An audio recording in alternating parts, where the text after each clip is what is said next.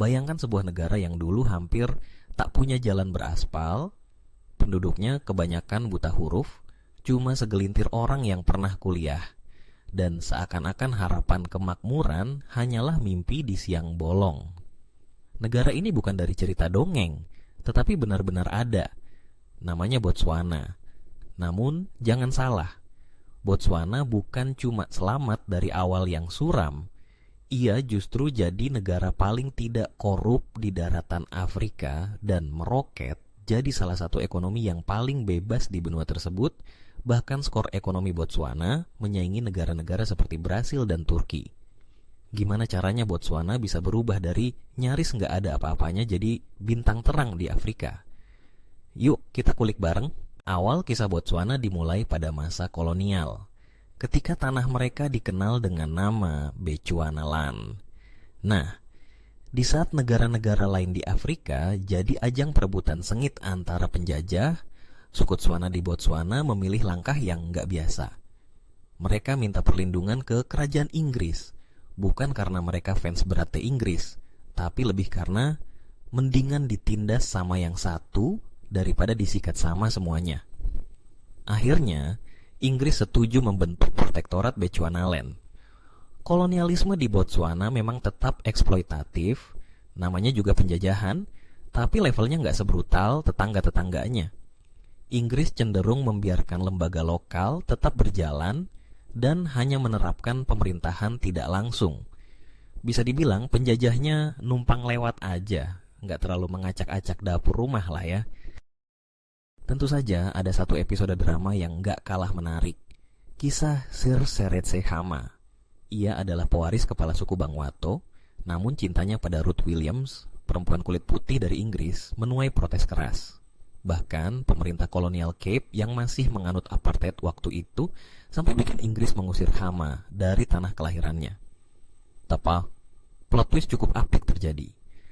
Seretse Khama pulang ke Botswana, rela turun tahta jadi rakyat biasa, dan justru terjun ke dunia politik lewat jalur demokrasi.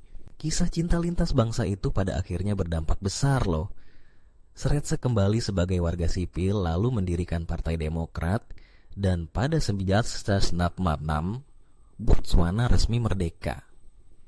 Selain jadi presiden pertama, Khama juga membawa Botswana ke arah demokrasi modern, bukan hanya pemerintahan berdasarkan garis keturunan.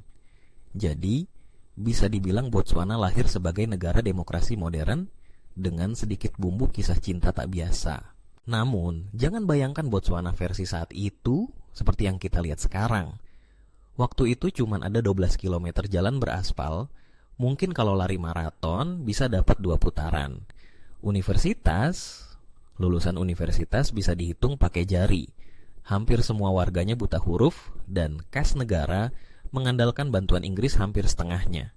Jadi, secara potensi, mirip bumbu mie instan sebelum diseduh air panas. Potensinya kelihatan, tapi belum kemana-mana.